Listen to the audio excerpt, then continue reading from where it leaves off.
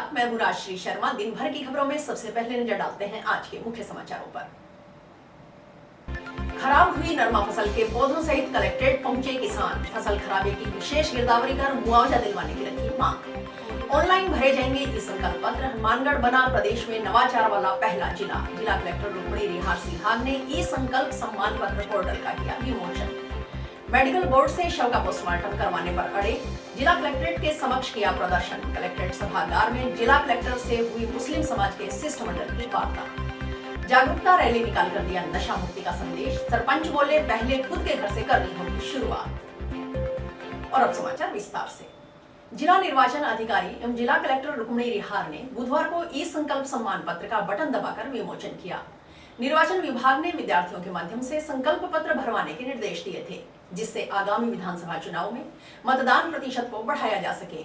Online से पहले संकल्प पत्र को ऑफलाइन भरवाने की व्यवस्था थी, जो बहुत ही जटिल और लंबी प्रक्रिया है, जिसमें आंकड़ों का संधारण करना भी जटिल था। इसी प्रक्रिया को सरल बनाने के लिए जिला निर्वाचन अधिकारी रुक्मिणी रिहार के प्रयासों से सूचना एवं प्रौद्योगिकी विभाग की टीम ने संकल्प पत्र का ऑनलाइन ई संकल्प सम्मान पत्र के रूप में पोर्टल पर विकल्प तैयार किया। इसमें विद्यार्थी और आम नागरिक भी मतदान करने का संकल्प ले सकते हैं। ऑनलाइन संकल्प लेने के बाद जिला निर्वाचन अधिकारी की तरफ से एक प्रमाण पत्र जारी होगा, जिसे डाउनलोड किया जा सकता है। संकल्प पत्र को ऑनलाइन कर ई संकल्प सम्मान पत्र के रूप में जारी करने वाला हनुमानगढ़ पूरे प्रदेश में पहला जिला बन गया है। जिला निर्वाचन अधिकारी ने आमजन से अपील की है कि जिले के अधिक से अधिक नागरिक और विद्यार्थी पोर्टल पर जाकर आगामी विधानसभा चुनाव में मतदान करने की शपथ ले और पोर्टल पर ई संकल्प पत्र भरकर अपना ई संकल्प सम्मान प्रमाण पत्र डाउनलोड करें। रुक्मिणी रिहार ने बताया कि ई संकल्प पत्र का उद्देश्य आमजन को मतदान के प्रति जागरूक करना और चुनावों में अधिक से अधिक मतदान करवाना है। विमोचन के अवसर पर कलेक्टर सहित सूचना एवं प्रौद्योगिकी संयुक्त निदेशक योगेंद्र कुमार, APRO राजपाल लंबीरिया, स्वीप सदस्य पद्मेश सिहाग, प्रोग्रामर सतवीर सिंह, निर्वाचन शाखा से सूचना सहायक तरसेम सिंह, उत्कृष्ट इत्यादि उपस्थित रहे। DOIT संयुक्त निदेशक योगेंद्र कुमार ने बताया कि ई संकल्प पत्र को भरने के लिए सर्वप्रथम संकल्पकर्ता विद्यार्थी है या नागरिक, यह चयन करना है। ग्रामीण व शहरी क्षेत्र का चयन करने के पश्चात ब्लॉक व ग्राम पंचायत का चयन किया जाएगा। अगर मतदान संकल्प पत्र भरने वाला विद्यार्थी है तो शैक्षणिक संस्थान का चयन किया जाएगा, अन्यथा व्यवसाय का विकल्प भरा जाएगा। संकल्पकर्ता का नाम व पिता का नाम दर्ज करना होगा। संकल्पकर्ता अपने परिवार के सभी सदस्यों को भी इसमें जोड़ सकता है। ऐड वोटर पर क्लिक करके परिवार के सभी मतदाताओं के नाम व नंबर दर्ज कर उनका मतदान संकल्प पत्र भी भरा जा सकता है। इसी पोर्टल पर ब्लॉकवार और जिलावार कुल भरे गए मतदान संकल्प पत्र व मतदाताओं की संख्याएं प्रदर्शित की गई हैं। निर्वाचन विभाग द्वारा संकल्प पत्र भरवाने के निर्देश प्राप्त हुए थे, जो हमेशा ऑफलाइन भरवाए जाते हैं। बच्चों के माध्यम से अभिभावक संकल्प लेते हैं भी हम मतदान अवश्य करेंगे, लेकिन इसमें जिला निर्वाचन अधिकारी के निर्देशानुसार ई संकल्प पत्र और आमजन को भी इसमें हमने जोड़ा है। वो अपना मतदान करने के लिए संकल्प ले सकते हैं, ईपिक नंबर वगैरह डाल के। और ई संकल्प लेने के बाद में जब वो सबमिट करेंगे उसे, तो जिला निर्वाचन अधिकारी की तरफ से उन्हें एक सर्टिफिकेट जनरेट होगा, जिसे वो अपने DP पे, फेसबुक पे, ट्विटर पे लगा सकते हैं। और इसे देखकर दूसरे लोग भी प्रेरित होंगे मतदान करने के लिए। ये नवाचार जिला निर्वाचन अधिकारी के निर्देशन में स्वीप टीम द्वारा, DIT की टीम द्वारा किया। दुष्कर्म के बाद तबियत बिगड़ने से हुई विवाहिता की मौत के मामले में बुधवार को मुस्लिम समाज के नागरिकों ने जिला कलेक्ट्रेट के समक्ष प्रदर्शन किया। प्रदर्शन के बाद मुस्लिम समाज का शिष्टमंडल जिला कलेक्टर रुक्मिणी रिहार सिहाग से मिला। जिला कलेक्ट्रेट सभागार में हुई वार्ता में शिष्टमंडल ने हनुमानगढ़ मुख्यालय पर मृतका के शव का मेडिकल बोर्ड से दोबारा पोस्टमार्टम करवाए जाने की मांग की। वार्ता में मुस्लिम समाज के शिष्टमंडल ने बताया कि हनुमानगढ़ जंक्शन थाना क्षेत्र के एक गांव की विवाहिता नरमा चुगाई के लिए अपने परिजनों के साथ पीलीबंगा थाना क्षेत्र के गांव बड़ोपल में गई हुई थी।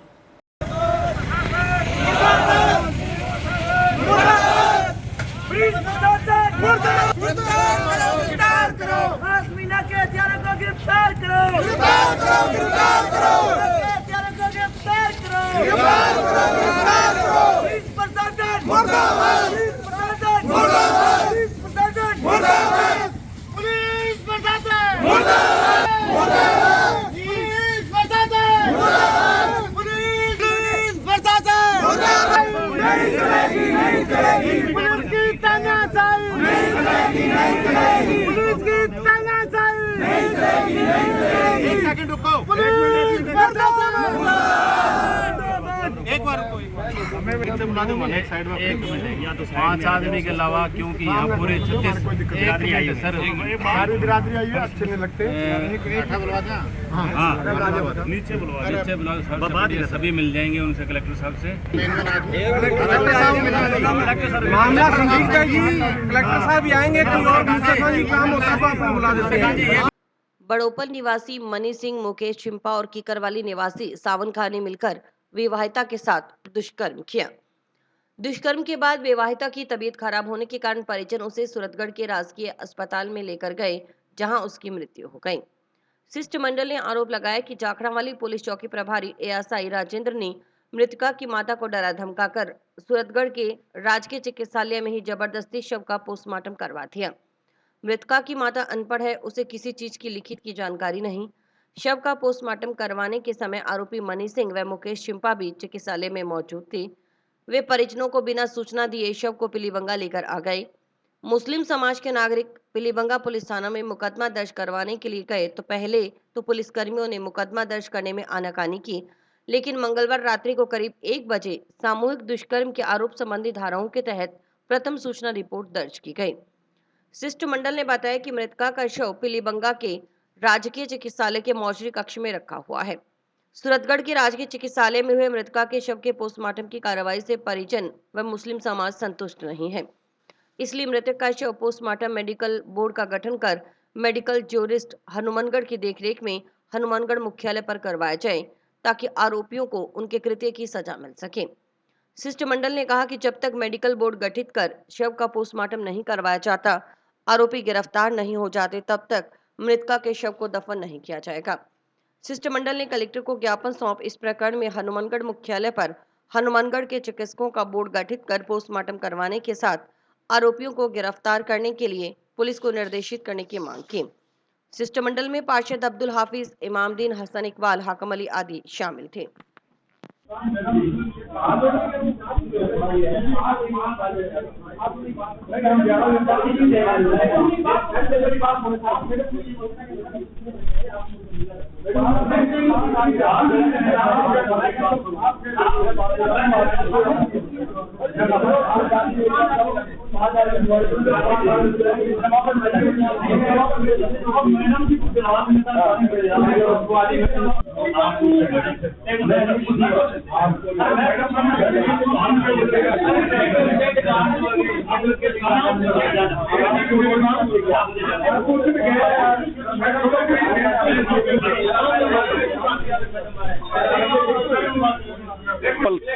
गांव के अंदर हमारे मुस्लिम बच्ची जो तंदूरावाली से थी, तो वो मजदूरी करने के लिए वहाँ बड़ोपल गांव में गई थी, और वहाँ जब वो गई तो उसके साथ जो वहाँ के किसान या खेत वाले जो भी थे, उन्होंने उसको साथ लेकर के 2-3 दिन उनको साथ रखा। 3 आदमी 4 आदमियों की उसके अंदर संलिप्तता थी, और उन्होंने उसके साथ गलत काम भी किया, और उसके बाद गलत काम करने के बाद में उसकी माँ को अनपढ़ तो थी, उसको किसी चीज का होश नहीं था, उसको साथ ले जाकर के जबरदस्ती उसका मेडिकल करवाया गया सूरतगढ़ के अंदर। चौकी इंचार्ज भी उसके साथ में थे, उन्होंने जबरदस्ती वहां से उनके साइन करवाए। उसके बाद वो वहां से पोस्टमार्टम करवा करके उसके बाद के अंदर वो पीलीबंगा आए, और हमारी टीम ने आकर के पीलीबंगा उनको रोका और पूछा आप क्यों जा रहे हैं। परिवारजन को कहीं नहीं बुलाया गया, परिवारजन उसके आसपास कहीं नहीं थे, अकेली एम्बुलेंस जा रही थी, उसकी माँ थी साथ में, उस माँ को कोई पता नहीं, कुछ भी पता नहीं। उन्होंने सारी आप बीती सुनाई। जब हम उनके पास पहुंचे तो पुलिस में उन्होंने रात को 1 बजे हमारी FIR दर्ज हुई, और हम प्रशासन से, कलेक्टर साहिबा से हम गए अंदर मिलने के लिए। उन्होंने बड़ी इत्मीनान से हमारी बात सुनी और हमारी बात को रखा और समझा। एक नारी होने के नाते उन्होंने हर पहलू को समझा, हर पहलू पे चर्चा की। हमारे आने से पहले ही उन्होंने हर तथ्य को परख रखा था। हम उनकी दिल से सराहना करना चाहते हैं। इंसिडेंट के बारे में पूर्व वक्ताओं ने आपको बता दिया। हमारी मांग ये है कि जो लेडीज जो मृतक है उसका मेडिकल टीम से मेडिकल मुआयना करवाया जाए, जो आरोपी है उनको तुरंत प्रभाव से गिरफ्तार किया जाए, ये हमारी सबसे प्राथमिकता से मांग रहेगी। आज इस बच्चीवाड़े प्रकरण पीलीबंगा वाले को लेकर हम कलेक्टर साहब से मिले था, हमारा शिष्टमंडल, और उसमें कलेक्टर साहब का पॉइंट ऑफ व्यू अच्छा रहा है। उनका टेक्निकल कुछ चीजें हैं इसमें, क्योंकि पहले जो पोस्टमार्टम हुआ वो डिस्ट्रिक्ट गंगानगर पड़ता है सूरतगढ़ में, तो दोबारा मानगढ़ डिस्ट्रिक्ट चेंज हो गया, तो इसमें कुछ टेक्निकल बातें हैं। उसकी गाइडलाइन लेने की बात है। कलेक्टर साहब ने कहा जैसे भी कोई गाइडलाइन लेके और इसका सोल्यूशन निकालने की बात हुई है। एक बार समाज को आश्वस्त किया, दूसरी मांग थी भी मुलजिमों को गिरफ्तार किया जाए, तो उन्होंने आश्वासन दिया कि एसपी साहब से बात होगी और जल्द ही मुलजिम गिरफ्तार हो। बिल्कुल हो रहा है, ये अन्याय हुआ है बच्चियों के साथ, और लॉ ऑफ द ऑर्डर है, ये जो कानून व्यवस्था है इसमें दिक्कतें आ रही है, ये बार बार अटैक हो रहे हैं खासकर बच्चियों के साथ, तो इसमें सुधार की बहुत जरूरत है अभी, और अब सर्व समाज को जागना होगा।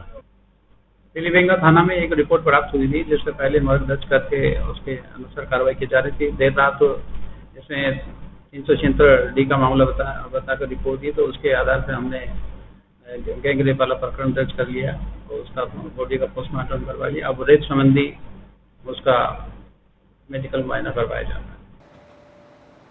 खरीफ 2023 फसल में हुए फसल खराबे की विशेष गिरदावरी कर मुआवजा दिलवाने की मांग को लेकर कपास उत्पादक किसान बुधवार को प्रोफेसर ओम जांगू के नेतृत्व में गुलाबी सुंडी के कारण खराब हुई नरमा की फसल के पौधों सहित जिला कलेक्ट्रेट पहुंचे। उन्होंने मांग के संबंध में जिला कलेक्टर को ज्ञापन सौंपना चाहा, लेकिन कलेक्ट्रेट में जिला कलेक्टर की मौजूदगी के बावजूद उनकी मुलाकात जिला कलेक्टर से नहीं हो पाई। विशेष गिरदावरी करवानी होगी। किसान एकता जिंदाबाद। फसल खराबे की विशेष गिरदावरी करवानी होगी। किसान एकता जिंदाबाद। करवानी होगी। किसान एकता जिंदाबाद। करवानी होगी। किसान एकता जिंदाबाद। ज्ञापन लेने पहुंची एसडीएम को किसानों ने ज्ञापन सौंपने से मना करते हुए कलेक्टर की ओर से मुलाकात के लिए समय नहीं देने पर नाराजगी जताई। वे कलेक्टर को ज्ञापन सौंपकर अपना दुखड़ा रोने की बात पर अड़ गए। प्रोफेसर ओम जांगू ने बताया कि सावनी की फसल नरमा को गुलाबी सुंडी चट कर गई, इससे किसानों को भारी आर्थिक नुकसान हुआ है। किसानों ने भारी खर्च के बाद नरमा की फसल उगाई, लेकिन अब जब जुगाई का समय आया तो वह उदास और रोने को मजबूर है। किसानों की आंखों का पानी नहीं सूख रहा। इसके अलावा हाल ही में हुई बारिश से भी पकाव पर खड़ी ग्वार, मोठ, मूंग, बाजरा की फसल में काफी नुकसान हुआ है। नरमा की फसल में 70% से अधिक खराबा हुआ है। प्रोफेसर जांगू ने बताया कि केंद्र सरकार की ओर से अनुमति देने के बाद जब से नरमा के बीटी बीज में नॉन बीटी बीज मिलाया जा रहा है, तब से नरमा फसल में गुलाबी सुंडी का आक्रमण शुरू हुआ है। किसानों की फसल में गुलाबी सुंडी ने भारी नुकसान किया है। उन्होंने बताया कि वर्तमान में ऑनलाइन गिरदावरी का ऐप कार्य नहीं कर रहा। इसके कारण किसान अपनी फसल की गिरदावरी की पिछले 2 वर्ष की नकल प्राप्त नहीं कर सकता और न ही वर्तमान फसल की गिरदावरी संभव हो रही है। उन्होंने नरमा फसल के खराबे की विशेष गिरदावरी करवाकर किसानों को प्रति बीघा 50,000 रुपए मुआवजा दिलवाने, ग्वार, मूठ, मोठ, बाजरी फसल में हुए नुकसान की विशेष गिरदावरी करवाने, बीटी में नॉन बीटी बीज की मिलावट को रोकने की और तुरंत ऑनलाइन गिरदावरी व्यवस्था करने की मांग की। हम नहीं चाहेंगे तब तक कहीं नारा भी नहीं लगेगा। हमारे साथ जो लोग आएंगे वो हम चाहेंगे, नहीं तो नहीं। इसलिए हम कह रहे हैं कि आप जाके जिला कलेक्टर की एक बात का अनुरोध कर रहे हैं कि आप इनसे मिल लीजिए। हमको और कुछ नहीं करना है, हमको केवल ज्ञापन देना है और मिलना है। संवेदनहीन है, किसानों के प्रति उनकी कोई सहानुभूति नहीं है और वो केवल अपने आप को कलेक्टर मान के और बड़ा अफसर मान के किसान का अपमान कर रही है। हम ये बात को मानेंगे। आप ये बात कह दीजिए हमारी तरफ से, हमें कोई एतराज नहीं है। ये मांग अगर ये गिरदावरी कराने पर ही सहमत नहीं है तो आप ये मान सकते हैं कि ये मान जाएंगे कि ये बीज की वजह से नुकसान हुआ है।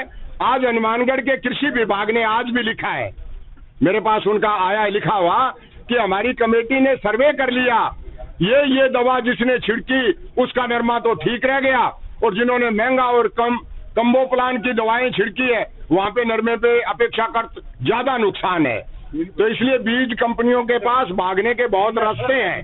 बीज कंपनियों के पास भागने के बहुत रास्ते हैं। बीज कंपनियों पर सरकार मुकदमा दर्ज करवाए, उनका लाइसेंस रद्द करे, उनकी जांच करे कि कितना मिला। जब आपका पैकेट भरा जा रहा है उस समय उसको मापने का यंत्र नहीं है, उस समय आपके पास मापने के और माप पर नियंत्रण लगाने के अधिकारी मौजूद नहीं है, तो क्या पता 10% जो आपने छूट दी थी वो नॉन बीटी 10% है या बीटी 10% है, ये किसको पता है। जिस तरीके से सरसों में ठगी है, 1,08,000 रुपए क्विंटल सरसों, और कृषि विभाग कह रहा है कि विशेषज्ञ ये कह रहे हैं कि सरसों में हाइब्रिड होता ही नहीं है, और हाइब्रिड के नाम पर देश में बीज बिक रहा है। तो जब ऐसे घपले हो रहे हैं तो ये बहुराष्ट्रीय कंपनियां हैं, बड़ी बड़ी कंपनियां हैं, राज बहुराष्ट्रीय कंपनियों का है, नाम हम किसी का लेते रहे चाहे, इसीलिए किसान दुखी है, इसीलिए किसान प्रताड़ित है कि उसका खेत खाली है। पिछले साल इसलिए खाली कि गर्मी ज्यादा थी, इसलिए खेत इसलिए खाली कि नरमे के अंदर सुंडी का प्रकोप है, इसलिए किसान जाए कहाँ, मरने के हालात के अंदर। मुझे लगता है कि सारे किसानों को एक मंच से लड़ना चाहिए। हमने कपास उत्पादक किसान के नाम से ज्ञापन दिया है। हम किसी तरह की राजनीति नहीं करना चाहते। हम में से कोई आदमी न चुनाव लड़ने वाला है और न किसी संगठन की अगुवाई करने वाला है जो ये कहे कि मेरे संगठन में आ जाओ, मेरे झंडे के नीचे आ जाओ। हम कह रहे हैं कि किसानी की झंडे के नीचे आ जाओ अगर किसानी को बचाना है, नहीं तो सरकारों की साजिश है कि ये भूमि बड़ी कंपनियों के पास चली जाए और ये किसान उसके यहाँ पर मजदूर हो जाए। अभी G20 सम्मेलन में भी इस तरह की कोई बात उठी है कि छोटी खेती को भारत के अंदर समाप्त किया जाए और बड़े बड़े जो निगम और कॉरपोरेट घराने हैं उनको ये दे दिया जाए। तो इसलिए हम सब लोगों को हम प्रयास करेंगे कि सारे लोग एक मंच के नीचे आएं और एक जगह इकट्ठा होकर, और हम सारे लोग गंगानगढ़, हनुमानगढ़ और दूसरी जगह जहां भी कपास पैदा हो रही है वहां के सारे लोग मिलकर इसको लड़ें। परंतु दुर्भाग्य हमारा भी है कि हम आज टिकट दिलाने वाली रैली में तो ज्यादा तकड़े तरीके से जाते हैं और जहां सड़ा गड़ा नरमा लेके जाना चाहते हैं वहां पीछे खिसक जाते हैं कि कहीं मेरे वाली सरकार के जुम्मे न आ जाए। इसलिए ये हमारी कमजोरी है, मैं उस कमजोरी को स्वीकार करता हूं। आज हमने जो नरमे की फसल नष्ट हो चुकी है गुलाबी सुंडी के कारण, उसको लेकर के पूरे हनुमानगढ़ क्षेत्र के किसान कलेक्टर साहिबा को ज्ञापन देने के लिए यहाँ पहुंचे हैं और अभी हम वेट कर रहे हैं कि हम सभी लोग जो प्रतिनिधि हैं कलेक्टर साहब को ज्ञापन देकर के अवगत करवाएंगे। अगर कलेक्टर साहब सभी से मिलकर के ज्ञापन नहीं लेते हैं तो हम उन्हें ज्ञापन नहीं देंगे और जल्द से जल्द अगर विशेष गिरदावरी करवा के फसलों का मुआवजा नहीं दिया जाएगा तो हम पूरे क्षेत्र के किसान घर घर जाकर के एक बड़ा आंदोलन करने के लिए मजबूर होंगे और उसकी पूर्ण जो जिम्मेदारी होगी वो यहाँ के कलेक्टर साहिबा और प्रदेश सरकार। गांव मक्कासर के राजकीय उच्च माध्यमिक विद्यालय के बच्चों की ओर से नशा मुक्ति का संदेश देने के लिए बुधवार को जागरूकता रैली निकाली गई। जागरूकता रैली को विद्यालय के सामने से ग्राम पंचायत सरपंच बलदेव सिंह व प्रधानाचार्य विमला ने झंडी दिखाकर रवाना किया। रैली में शामिल बच्चों ने अपने हाथों में पकड़ी तख्तियों पर लिखे स्लोगनों के माध्यम से ग्रामीणों में जागरूकता फैलाई कि नशे के प्रभाव के कारण किस प्रकार परिवार विखंडित हो जाते हैं। ग्रामीणों ने बताया कि नशे के कारण परिवारों की क्या दुर्दशा हो जाती है। इससे बचने के लिए ग्रामीणों को नशे से दूर रहने का संदेश दिया गया। विद्यार्थियों ने नशा मुक्ति के नारे लगाए। रैली गांव की मुख्य गलियों से होते हुए पुनरू विद्यालय पहुंची। जागरूकता रैली में बच्चों के साथ विद्यालय का स्टाफ व गांव के गणमान्य नागरिक शामिल रहे। रैली को रवाना करते समय सरपंच बलदेव सिंह ने कहा कि गांव मक्कासर के युवाओं में नशे की प्रवृत्ति बढ़ रही है। ऐसे में नशा मुक्ति का संदेश देने के लिए विद्यालय स्टाफ की ओर से किया गया यह प्रयास सराहनीय है। उन्होंने ग्रामीणों को संदेश देते हुए कहा कि गांव को नशा मुक्त करने के लिए पहले हमें खुद के घर से शुरुआत करनी होगी। घर पे हो जाता है, वो खत्म हो जाता है और पड़ोस में भी असर पड़ता है। अगर हम सोचें कि हमारे घर में हम प्रेमी हैं या किसी भी संगत के साथ जुड़े हुए हैं कि हमारे घर में नशा नहीं है, अगर पड़ोस में या मोहल्ले में अपने घर पे भी पड़ेगा। अगर पड़ोस में आग लगी उसकी चिंगारी पड़ोसी के घर में आती है। इसीलिए आप जो आज सरकार ने या हमारे स्कूल के स्टाफ और प्रधानाचार्य ने ये शुरुआत की है, इसका हम बहुत ही आज विद्यालय में प्रभात फेरी रैली का आयोजन किया गया नशा मुक्ति को लेकर के कि लोगों में जागरूकता फैलाई जाए और नशे के प्रभाव के कारण परिवार कैसे विखंडित हो जाते हैं, परिवारों की क्या दुर्दशा हो जाती है, वो ना हो, वो कैसे नशे से बचे। इसके लिए विद्यार्थियों के साथ गांव के कुछ गणमान्य सरपंच साहब और विद्यालय स्टाफ मिलकर प्रभात फेरी का आयोजन कर रहा है। नशे के प्रति यही संदेश देना चाहेंगे कि इस अपने बेल्ट में नशे की प्रवृत्ति बढ़ती जा रही है, तो लोग इससे दूर कैसे बचें और इनके प्रभावों को वो जानें। ग्राम मक्कासर में राजकीय उच्च माध्यमिक विद्यालय के बच्चों ने और स्टाफ ने, गांव के वार्ड पंच और नागरिकों ने नशा मुक्ति गांव को बनाने के लिए नशे प्रवृत्ति को बंद करने के उपलक्ष्य में एक रैली का आयोजन किया गया है, जिसका कि गांव में इस नशे को गांव के नौजवानों को दूर किया जाए। इसी बात को लेके आज शुरुआत की। हमें यही शपथ दिलाई कि घर के बच्चों को घर में पहले अपने घर से शुरुआत करें कि घर में अपने जो भी परिवार के चाचा ताया जाम उसके पापा हैं उनसे शुरुआत करें, फिर मोहल्ले में शुरुआत करेंगे और आने वाले टाइम में हम उम्मीद करते हैं कि ऐसा हम गांव में इसमें कामयाब कितने होंगे, गांव के हमारे साथ गांव बड़े साथ देंगे। अच्छे से घर का परिवार है बर्बाद हो जाता है और बच्चे स्कूल से ऐसे हालात देखे हमने कि बच्चों स्कूल जाने के लिए भी वंचित रह जाते हैं, क्योंकि घर में खर्चा नहीं है, खाने पीने की व्यवस्था नहीं होती और बच्चा मजदूरी करने लग जाता है। ऐसे बहुत ही बुरा असर पड़ता है। जिला कलेक्ट्रेट के नजदीक स्थित परशुराम चौक के पास लगातार 2 दिन से ओवरफ्लो हो रहे सीवरेज के पानी से आसपास का क्षेत्र दुर्गंधमय हो गया है। बावजूद इसके जिम्मेवारों की ओर से बुधवार को दोपहर तक इस समस्या का समाधान नहीं करवाया गया। एडवोकेट रघुवीर वर्मा ने बताया कि जिला कलेक्ट्रेट व परशुराम चौक के पास चौराहे पर मंगलवार से सीवरेज ओवरफ्लो होकर गंदा पानी लगातार सड़क पर बह रहा है। उन्होंने मांग की कि नगर परिषद की ओर से ब्लॉक हुए सीवरेज को खोलकर इस समस्या को दूर करना चाहिए।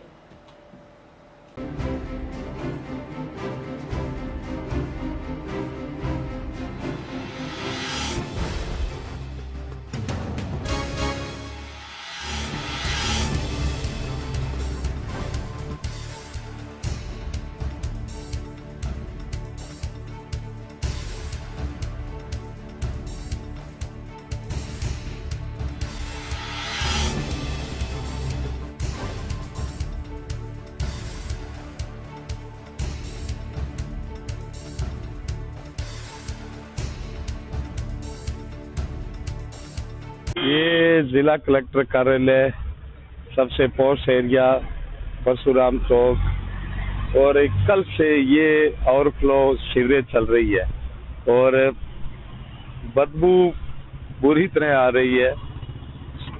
समझ में नहीं आ रहा ये करना क्या चाहते हैं और इसको और ये जो जगह है रात को पूरा पानी भर जाता है बारिश के समय, ऊपर से सीवरेज ओवरफ्लो चल रही है। ये बहुत ही यहाँ दुभर हो रखा है और 2 दिनों से अगर आप देखेंगे सारी टाइलें काली हो गई है इसकी पानी की वजह से, पूरे एरिया में बदबू फैली हुई है। तो इसको ठीक करना चाहिए, जहाँ ब्लॉकेज है इसको खोलना चाहिए। इतना पैसा लगा है, करोड़ों रुपए से ये सीवरेज बनी है और यही हाल अगर अपने पुलिस लाइन के पीछे जाएंगे सीवरेज का यही है। वहाँ कह देते हैं मिट्टी आ गई है, यहाँ कौन सी मिट्टी आ गई। और ये सारा जो ये चौके लगे जमीन में बैठ गए हैं इसके लगातार पानी चलने की वजह से। हाँ, रूटीन की सफाई नहीं है। बारिश का मौसम आया है, अभी बारिश गई है, इसका चेक करना चाहिए था। ब्लॉक जहाँ से सीवरेज जहाँ ब्लॉक हुई है इसको खोलना चाहिए। आने जाने वालों के सभी को दिक्कतें हो रही है और ये बीमारी का घर है, इसमें कितनी बीमारियां फैलेगी। ये थाने की दीवार है, वो सामने महिला थाना है, ये आगे तक पानी फैला हुआ है। ये विनीत मेमोरियल फाउंडेशन के सदस्यों ने बुधवार को संस्था संस्थापक महेंद्र शर्मा के 62वें जन्मदिन के मौके पर गांव जोड़कियां स्थित राजकीय उच्च माध्यमिक विद्यालय प्रांगण में पौधारोपण किया। इस दौरान विद्यालय स्टाफ व स्काउट गाइड एनएसएस के स्वयं सेवकों के साथ मिलकर संस्था सदस्यों की ओर से कुल 62 पौधे रोपे गए। इस दौरान वाशिंगटन पाम, लुटेनिया, बोगेनविलिया, अशोक, गुड़हल आदि प्रजाति के पौधे लगाए गए। पौधारोपण कार्यक्रम की शुरुआत संस्था संरक्षक रघुवीर शर्मा, विद्यालय प्रधानाचार्य पवन कौशिक ने पौधा लगाकर की।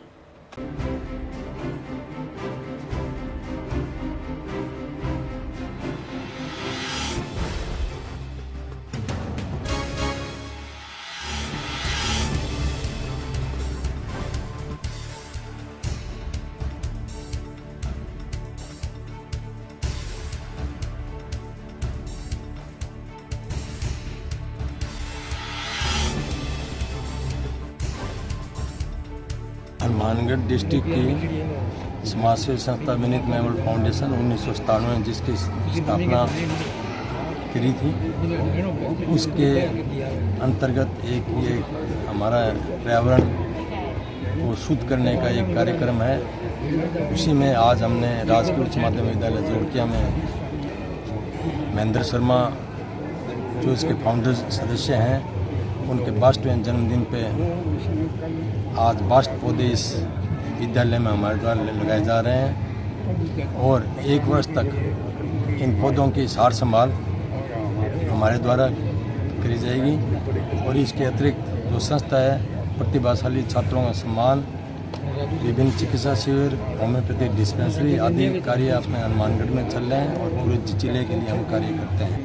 आज श्री महेंद्र कुमार जी शर्मा जो कि सिविल लाइन हनुमानगढ़ जंक्शन के निवासी हैं, उन्होंने विनीत फाउंडेशन के जो फाउंडर भी हैं, उन्होंने आज अपने 62वें जन्मदिन पर विद्यालय में आकर के 62 पौधे विद्यालय को उपहार स्वरूप भेंट किए हैं, लगाए हैं। पर्यावरण के प्रति बहुत ही जागरूकता का संदेश दिया है। पर्यावरण हमारे लिए बेहद आवश्यक है और स्कूल का जो क्लाइमेट है वो भी इससे आकर्षक बनेगा।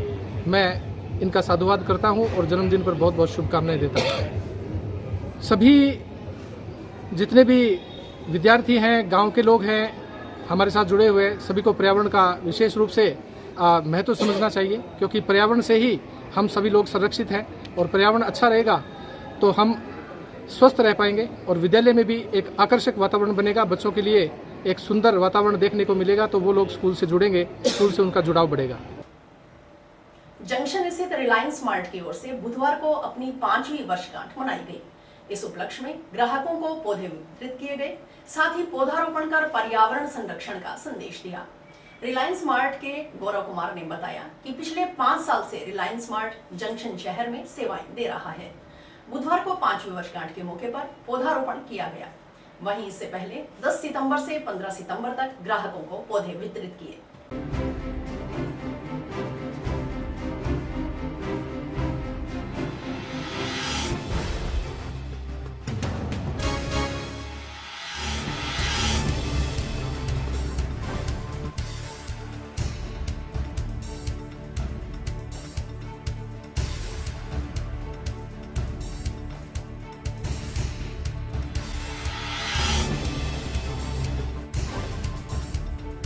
ये है जो रिलायंस स्मार्ट आपके हनुमानगढ़ के अंदर पिछले 5 साल से सर्विंग कर रहा है, जो कि 20 तारीख को इसको पूरे 5 साल कंप्लीट हो रहे हैं। इसी उपलक्ष्य में हम लोगों की 5वीं एनिवर्सरी के उपलक्ष्य में पौधारोपण कार्यक्रम किया है। हम लोगों ने पिछले 10 तारीख से शुरू किया था। 15 तारीख तक हम लोगों ने कस्टमर्स को पौधे बांटे थे, जिसकी कुछ सेल्फी कॉन्टेस्ट भी था। जो सेल्फी कॉन्टेस्ट हम लोगों ने किया था, उसका कॉन्टेस्ट का रिजल्ट आज शाम को 6 बजे हम लोग घोषित करेंगे। उसके साथ साथ जो हम लोगों ने पौधारोपण के लिए NGO को डोनेट किए हैं लगभग 100 से 150 पौधे, तो उसका भी आज हम लोग वो दे रहे हैं। और इनका भी जो है शाम को भी गेट टुगेदर किया जाएगा। अच्छा, और शाम को ही एनिवर्सरी के उपलक्ष्य में ही बच्चों के लिए स्पेशल एक्टिविटी का प्रोग्राम है। तो ये सारी चीज़ें आज एनिवर्सरी के लिए की जा रही हैं। हेल्थी इन्वायरमेंट आगे आने वाले भविष्य के लिए कि हरा भरा रहे हमारा शहर, इसी चीज़ के सबसे बड़ा इन्वायरमेंट को, यानी जो पोल्यूशन बढ़ रहा है उसको कम से कम किया जा सके, वो सिर्फ और सिर्फ एक ही रास्ता है, पौधारोपण। मकसद ये है सबसे अच्छी सर्विस देना, कम्युनिटी को सर्व करना, बेटर से बेटर। और इसी के साथ समाचार समाप्त हुए। रोजाना देखते रहिए समाचार। नमस्कार।